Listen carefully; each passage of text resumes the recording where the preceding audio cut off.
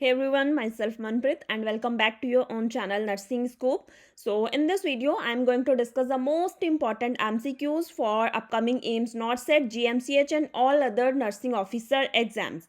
So if you are visiting this channel first time and अगर अभी तक अपने चैनल को सब्सक्राइब नहीं करा है then do subscribe the channel and press the bell icon so that आने वाली हर वीडियो की नोटिफिकेशन आपको टाइम पे मिले. At the end of the video अगर आपको इस वीडियो का कंटेंट अच्छा लगे देन आप वीडियो को लाइक कर सकते हो, अपने नर्सिंग सर्कल में शेयर कर सकते हो एंड अपनी फीडबैक कमेंट सेक्शन में लिख सकते हो आप. And along with this you can follow us on Facebook, Instagram and Telegram. So चलिए इसी के साथ ही स्टार्ट करते हैं आज की वीडियो का first question.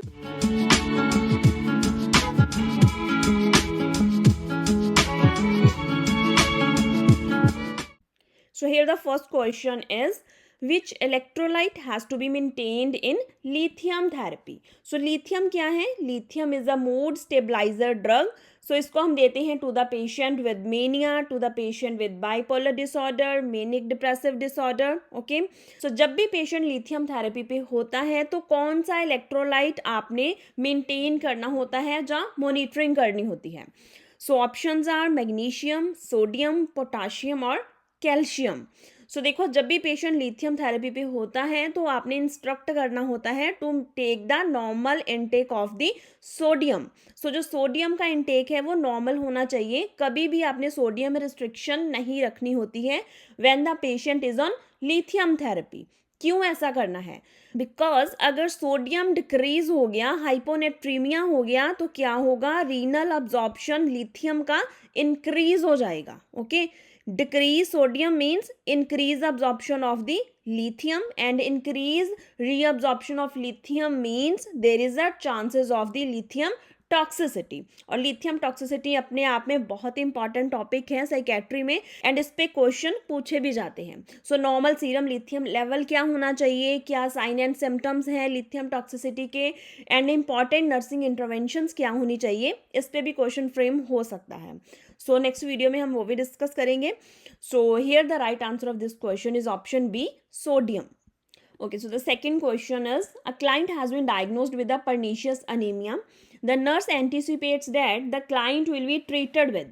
Options are thiamine, iron, folic acid or vitamin B12. So the pernicious anemia is treated with the vitamin B12. So what is pernicious anaemia? Pernicious anaemia में होता क्या है? विटामिन B12 का जो level है उसकी absorption है वो डिक्रीज हो जाती है. क्यों होती है इसकी अब्जॉर्प्शन डिक्रीज? बिकॉज इसकी अब्जॉर्प्शन के लिए हमें चाहिए होता है इंट्रिंसिक फैक्टर. और इंट्रिंसिक फैक्टर कहाँ से आता है? Intrinsic factor is secreted from the parietal cells. Okay, from the gastric parietal cells. अब कोई भी रीजन हो सकता है, गैस्ट्राइटिस हो सकता है, कार्सिनोमा हो सकता है, जिसकी वजह से क्या होता है, पेराइटल सेल इंट्रिंसिक फैक्टर को रिलीज नहीं कर पा रहा है एंड ड्यू टू दिस जो अब्जॉर्प्शन है विटामिन B12 की वो भी डिक्रीज हो रही है. ओके, सो ये होता है पर्नीशियस अनीमिया में. So due to this pernicious anaemia में आप देती हो vitamin B12.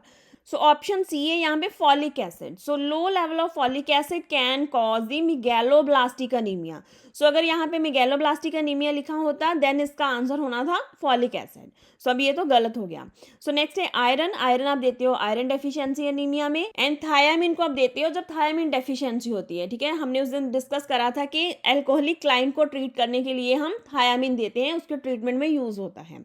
So the right answer of this question is option D, vitamin B12 for the pernicious anemia. Okay ji. So let's move to the next question.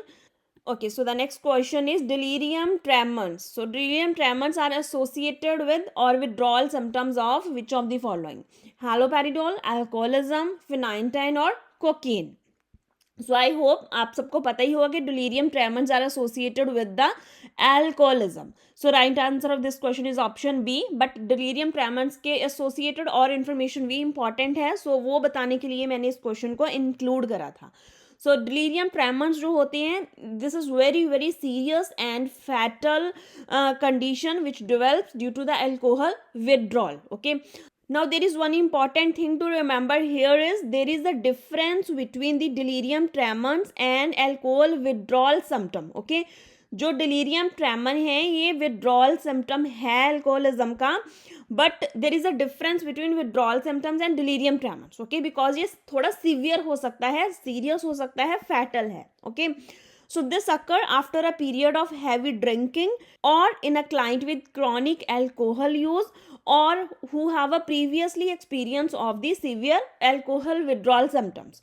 So ये मैंने आपको बता ही दिया, this is a rare है but बहुत life threatening है and this doesn't occur in everyone, सब में नहीं होता है. एंड सिम्टम्स इसमें जो है वो रेंज हो सकती है, ठीक है, सिवेरिटी की रेंज हो सकती है उसमें. इरिटेबिलिटी, कन्फ्यूजन से लेके ट्रेमर्स, नोजिया, सीजर्स तक हो सकते हैं, ठीक है. सो ये है इसकी सिवेरिटी, ट्रेमर्स है, सीजर्स तक जा सकते हैं, ठीक है. बाकी जो इरिटेबिलिटी है, कन्फ्यूजन है, these are the normal withdrawal symptoms, okay, जो कि आप विड्रॉल सिम्टम्स में देखते ही हो. So this is all about the delirium tremens. So the right answer of this question is option B, alcoholism. Okay, so the next question is the primary cause of abdominal ascites in a patient with cirrhosis of liver. So liver cirrhosis का client है, okay. Liver cirrhosis क्या है? Scarring of the liver tissue. जो hepatocytes हैं उनकी destruction होने लगती है लिवर सेल्स की, ठीक है. और जो असाइटिस है, ascites is a complication of the liver cirrhosis. क्या होता है? फ्लूइड की कलेक्शन होती है इन अ abdominal cavity, ठीक है, दैट इज ascites. सो इसमें आपसे पूछा है कि प्राइमरी कॉज क्या होगा. Increase vasopressin level, decrease serum albumin level, increase serum albumin level और इंक्रीज पोटाशियम लेवल. सो देखो जो लिवर सिरोसिस है इसकी कॉम्प्लिकेशन बनती है फिर असाइटस, ओके. सो असाइटस क्यों डेवलप होता है? Due to the albumin. So इसमें एल्ब्यूमिन की इन्वॉल्वमेंट तो है. कैसे है, क्या है? देखो जो एल्ब्यूमिन होता है this is produced only in a liver, okay. So अभी लिवर में क्या है, जो लिवर सेल्स हैं उनकी हो रही है डिस्ट्रक्शन. सो क्या होगा? अप्रोप्रिएटली इन प्रॉपर अमाउंट में एल्ब्यूमिन की प्रोडक्शन नहीं होगी, ठीक है, एल्ब्यूमिन डिक्रीज हो जाएगा. So albumin is essential for maintaining the oncotic pressure in a vascular system. So अभी हेपेटोसाइट्स जो है एल्ब्यूमिन को प्रोड्यूस नहीं कर पाएंगे तो क्या होगा? डिक्रीज हो जाएगा oncotic pressure, okay, due to low albumin level. And उस वजह से क्या होगा? जो फ्लूइड लीकेज होगा from the interstitial space to the peritoneal cavity to the abdominal cavity and this can lead to the ascites, okay. So यही आपसे पूछा था क्वेश्चन में. So due to this reason हम देते हैं एल्ब्यूमिन इन्फ्यूजन्स, ठीक है. सो एल्ब्यूमिन इन्फ्यूजन्स देते हैं to the client with liver cirrhosis और to the client with ascites, so that कि जो असाइटस है, जो फ्लूइड अकोमुलेशन हो रही है वो डिक्रीज हो जाए, ठीक है. बिकॉज जब हम एल्ब्यूमिन देंगे क्लाइंट को तो क्या होगा? अनकॉटिक प्रेशर नॉर्मल होगा, ठीक है. जो डिक्रीज हुआ है प्रेशर वो इंक्रीज होने लगेगा. And secondly albumin blood volume को इंक्रीज करेगा जिससे क्या होगा? सर्कुलेटरी एंड रीनल फंक्शंस भी एनहांस होंगे, इम्प्रूव होंगे. सो आई होप ये सारा कॉन्सेप्ट आपको समझ आ गया होगा. So the right answer of this question is option B, decrease serum albumin level. Okay, so with this, moving towards the next question. So which drug is used for the prophylaxis of the manic depressive disorder? So bipolar disorder है, so कौन सी drug हम use करेंगे for the prophylaxis? Okay, so prophylaxis यहाँ पे important word है. So prophylaxis का क्या मतलब है? For the prevention. Okay, so अभी हुआ नहीं है manic depressive disorder, but उसको prevent करना है कि हो ही ना, तो हम कौन सी ड्रग देंगे यहाँ पे? सो ऑप्शन ये हैं, फिनाइटाइन है, लिथियम है, हैलोपेरिडोल है एंड वैल्पोरेट है. सो फिनाइटाइन का यहाँ पे कोई एक्शन नहीं है. Phenytoin is a anticonvulsant drug, okay. So next है haloperidol. Haloperidol is antipsychotic drug, आपको पता ही होगा. This is a typical antipsychotic drug, okay, and this is associated with the EPS. Okay, what is EPS? EPS is the extra pyramidal symptoms. बहुत ही important है ये भी एग्जामिनेशन पॉइंट ऑफ व्यू से, सो इसको भी पढ़ना है आपने. सो नेक्स्ट है वैल्पोरेट. वैल्पोरेट का action as a mood stabiliser भी है, ठीक है. इसको हम यूज करते हैं मैनिक डिप्रेसिव डिसऑर्डर को ट्रीट करने के लिए, ओके. सो यहाँ पे आपसे पूछा है प्रोफाइलैक्सिस, प्रिवेंट करने के लिए.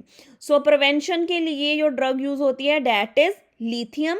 वैल्पोरेट को भी हम करते हैं बट वैल्पोरेट को हम यूज करते हैं for the treatment, okay.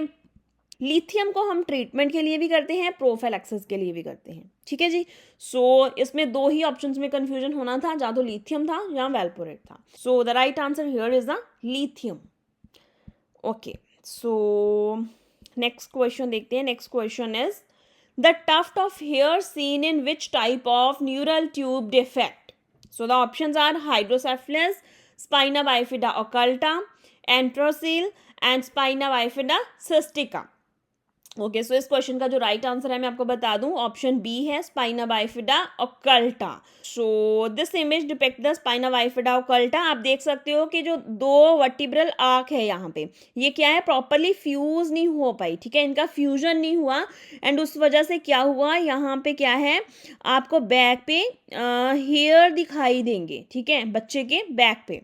So spina bifida occulta is a failure of two half of the vertebral arc to fuse at a midline. Okay, यहाँ पे इनकी फ्यूजन होनी थी बट नहीं हुई. ओके सो इस डिफेक्ट की वजह से क्या होगा, हेयर दिखाई देते हैं बच्चे की बैक पे, लोअर बैक पे. So evidence is the presence of the hair tuft over the defect. So यहाँ पे एक और टर्म यूज हुई है spina bifida cystica. So spina bifida cystica is a more severe form. Okay, is the most severe form of the spina bifida.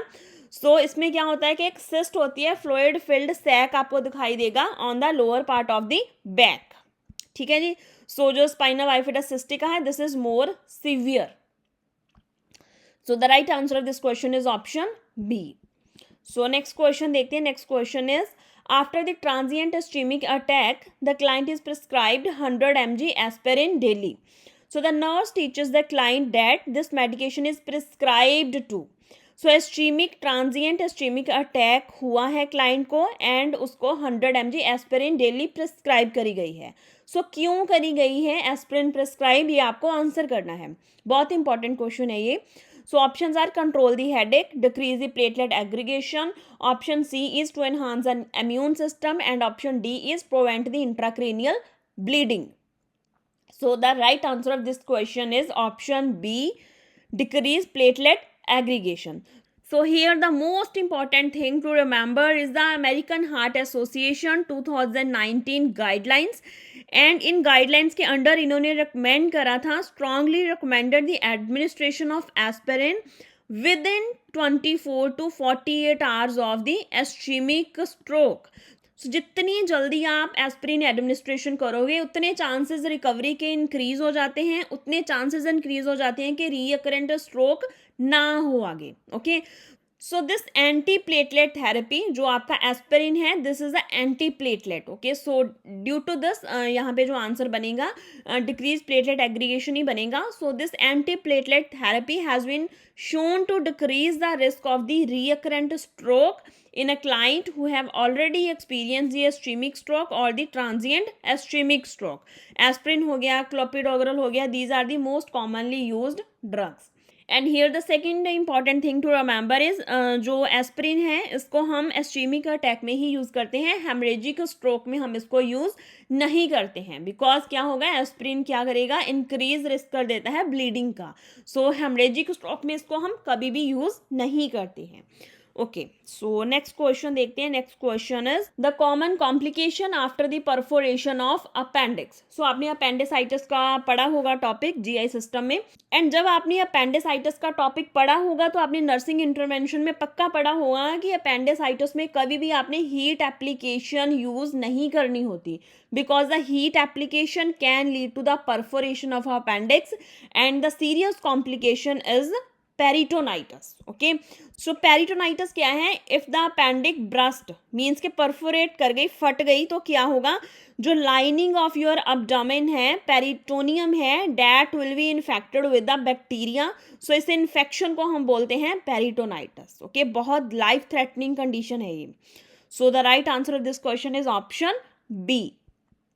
So the next question is continuous bubbling in a water seal chest drainage indicates. So water seal chest drainage में अगर continuous bubbling हो रही है तो वो क्या indicate कर रही है, एयर लीकेज है, नॉर्मल फाइंडिंग है, लंग्स हैज फुली एक्सपैंडेड और नन ऑफ द अबव.